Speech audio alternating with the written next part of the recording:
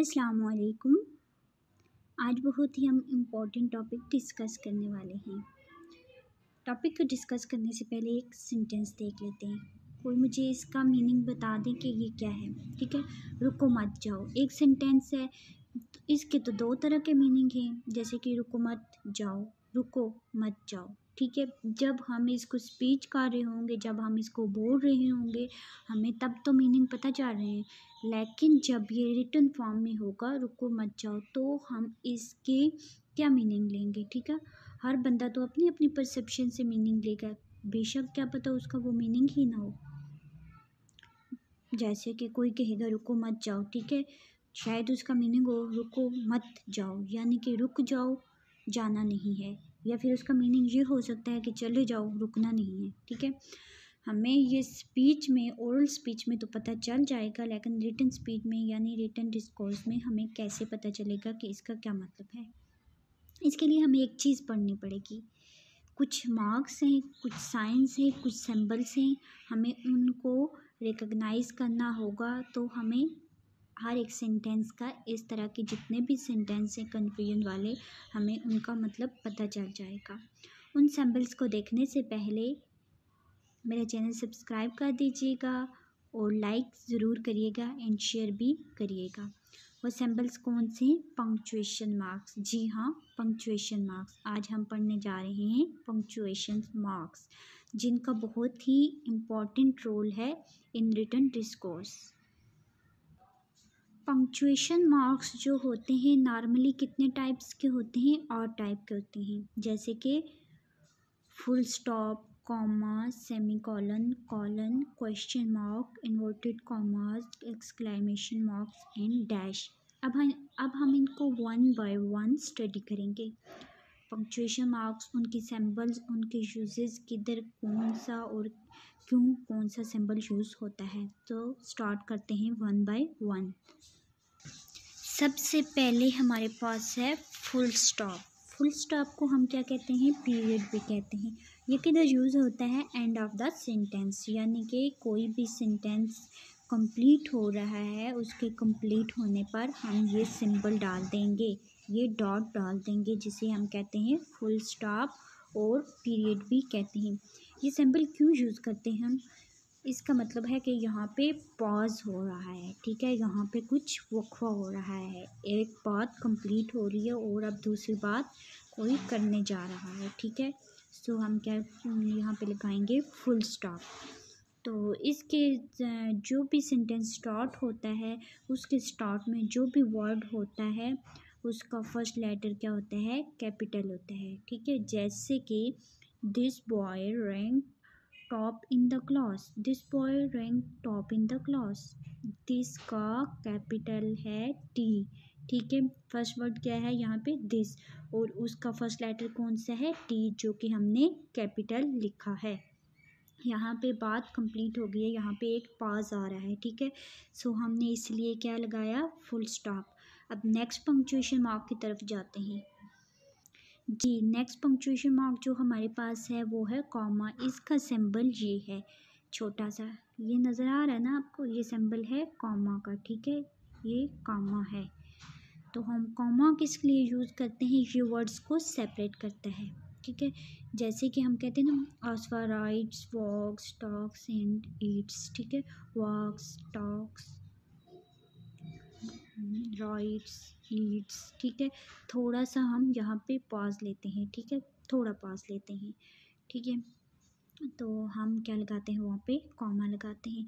Date में use होता है, जैसे कि 20 अप्रैल 2016, इस तरह। ठीक है, सो 2016, सो हम 20 अप्रैल कॉमा लगा के 2016। ठीक है, तो यहाँ पे बात कंप्लीट हो गया, तो लास्ट पे हमने फुल स्टॉप लगा दिया और दरमियान में कॉमा लगा दिया। आफ्टर दीज वर्ड्स, यानी कि देयरफॉर, व्हाटएवर, हाउएवर, व्हाटसोएवर। ठीक है, इन वर्ड्स के लास्ट पे भी एक कॉमा लगता है, यानी कि यहाँ पे भी छोटा सा पॉज आता है।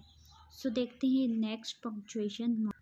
नेक्स्ट हमारे पास है colon and semi colon. Semi colon किधर यूज़ होता है? सेमी कॉलन, ये छोटा सा कामा ऊपर डॉट नज़र आ रहा है, ये इसकी सिंबल है। ठीक है, ये छोटा सा कामा ऊपर डॉट। ठीक है, ये सेमी कॉलन की सिंबल है।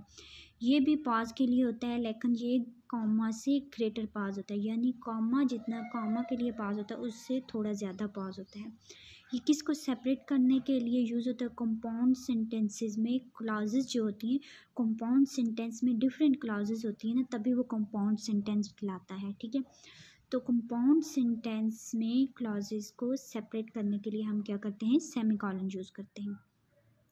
जैसे कि हम एग्जांपल देखते हैं, he was a brave kind hearted man and we are respect him. ठीक है, ही वॉज अ ब्रेव, ठीक है, इसके बाद हमने सेमीकोलन लगाया, यानी कि हमें यहाँ पे पॉज करना है। काइंड हार्टेड मैन सेमीकोलन लगाया है, ठीक है, and he we are respect him. तो ये क्या है? ही वॉज अ ब्रेव एक क्लॉज है, काइंड हार्टेड मैन दूसरी क्लॉज है, तो हम इन क्लॉजेस को सेपरेट करने के लिए सेमीकोलन लगाते हैं। सो कॉलन कहाँ पे लगाते हैं? कॉलन हम अपकमिंग स्टेटमेंट को शो करने के लिए लगाते हैं। जैसे कि कोई भी हम हेडिंग देते ना, उस हेडिंग के नीचे हम उसी हेडिंग के अकॉर्डिंगली एक्सप्लेनेशन लिखते हैं। ठीक है, उसी हेडिंग को ही एक्सप्लेन करते हैं। जैसे कि यहाँ पे मैंने लिखा है कॉलन, उसके आगे कॉलन की सिंबल डाली है और नीचे उसकी एक्सप्लेनेशन लिखी है कि कॉलन किधर यूज़ किया जाता है। Explain upcoming statement use in time. ठीक है, और दूसरा इसका यूज़ क्या है? टाइम में यूज़ किया जाता है। 9 सेमीकोलन देन 38 PM। ठीक है, ये टाइम है तो टाइम में हम क्या करते हैं? कॉलन लगाते हैं। अपकमिंग स्टेटमेंट को शो करने के लिए हम क्या लगाते हैं? सेमीकोलन हेडिंग के बाद देते हैं, यानी कि अभी हम आगे उसी हेडिंग के अकॉर्डिंगली लिखने वाले हैं। जैसे कि हम कहते हैं ना फिल इन द ब्लैंक्स, तो हम वहाँ पे कॉलन लगा के आगे ब्लैंक्स लिखते हैं। ठीक है, कोई भी हेडिंग है उसके आगे कॉलन लगता है। आगे वाले पंक्चुएशन मार्क देख, आगे हमारे पास है क्वेश्चन मार्क। क्वेश्चन मार्क क्या है? क्वेश्चन मार्क हम कहाँ लगाते हैं? बहुत ही इम्पोर्टेंट है और बहुत ही कॉमन सा है। क्वेश्चन मार्क हम हर एक क्वेश्चन के लास्ट पे लगाते हैं, चाहे वो डायरेक्ट क्वेश्चन है, इनडायरेक्ट क्वेश्चन है, या फिर टैग क्वेश्चन है, कोई भी क्वेश्चन है, एनी काइंड ऑफ क्वेश्चन। ठीक है, तो हम क्या लगाएंगे? लास्ट पे क्वेश्चन मार्क लगाएंगे। तो ये सिंबल उसकी आगे लिखी हुई है, क्वेश्चन मार्क देन सिंबल लिखी हुई है उसकी। जैसे कि ये हमारे पास एक question, what is wrong with you. ठीक है, लास्ट पे हमने क्या लगाया? Question mark. कोई भी क्वेश्चन है, एनी काइंड ऑफ क्वेश्चन, मैं फिर कहती हूँ, उसके लास्ट पे हम क्वेश्चन मार्क लगाएंगे। ठीक है, फिर एक्सक्लेमेशन मार्क। एक्सक्लेमेशन मार्क, इससे पहले हमने इंटरजेक्शन पढ़ा है पार्ट्स ऑफ स्पीच की सीरीज़ में। लास्ट पार्ट जो था वो है इंटरजेक्शन। इंटरजेक्शन जितने भी होते हैं उनके लास्ट पे क्या लगता है? पंक्चुएशन मार्क्स लगता है। यूज आफ्टर सडन इमोशन और विश। ठीक है, उसके लास्ट पे भी हम क्या लगते हैं? लगाते हैं पंक्चुएशन मार्क्स। जैसे कि what a terrible fight this is. ठीक है, what a terrible fight this is. ठीक है, ये हमारे सडन इमोशंस हैं। ठीक है, इसके लास्ट पे हमने क्या लगाया है? एक्सक्लेमेशन मार्क, एक छोटी सी डंडी और उसके नीचे डॉट। ठीक है, ये एक्सक्लेमेशन मार्क का साइन है। देन हमारे पास क्या है? इंटरजेक्शन है, like hurrah I won the match.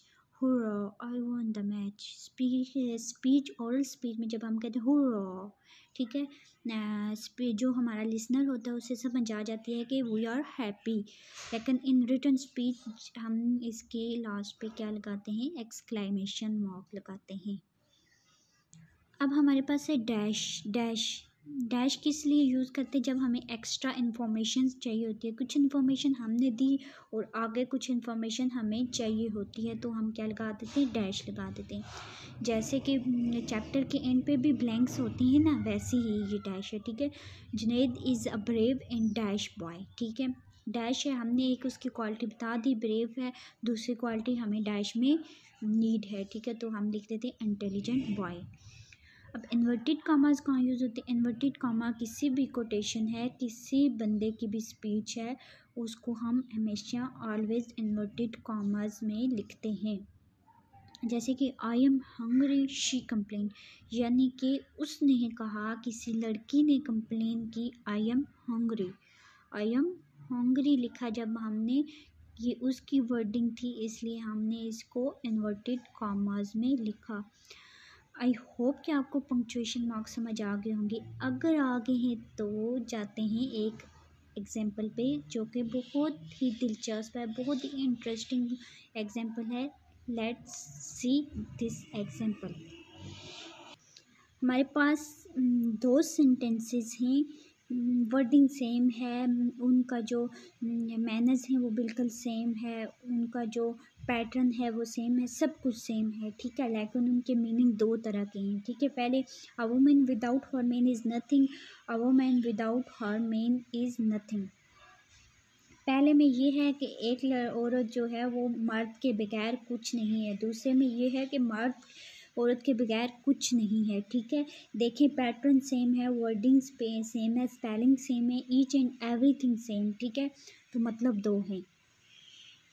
Punctuation marks की वैल्यू अब हमें पता चलेगी। जैसे कि अ वुमन, ठीक है, हमने यहाँ पे लास्ट पे कॉलन डाला है, कॉलन डाला है और हमने वो यानी कि वुमेन एक हेडिंग है और हमने इसको एक्सप्लेन किया है, ठीक है। विदाउट हर मैन, ठीक है, कॉमा, छोटा सा कॉमा पॉज लगाना, is nothing, without her man is nothing, ठीक है।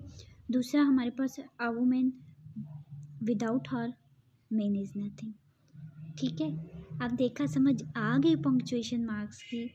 सो पंक्चुएशन मार्क्स भूलिएगा नहीं, इसको रिमेंबर, इसको अपने माइंड में एक मेमोरी बना के, इमेजेस बना के सेव कर लेना है, ठीक है। और डिलीट का बटन ही डिलीट कर देना। आई होप कि आज आपको पंक्चुएशन मार्क्स की वैल्यूज़ पता चल गई होगी और इंशाल्लाह से आपको 100% पंक्चुएशन मार्क्स के बारे में पता चल गया होगा कि ये कहाँ पे लगते हैं। अल्लाह हाफिज़, मिलते हैं नेक्स्ट वीडियो में।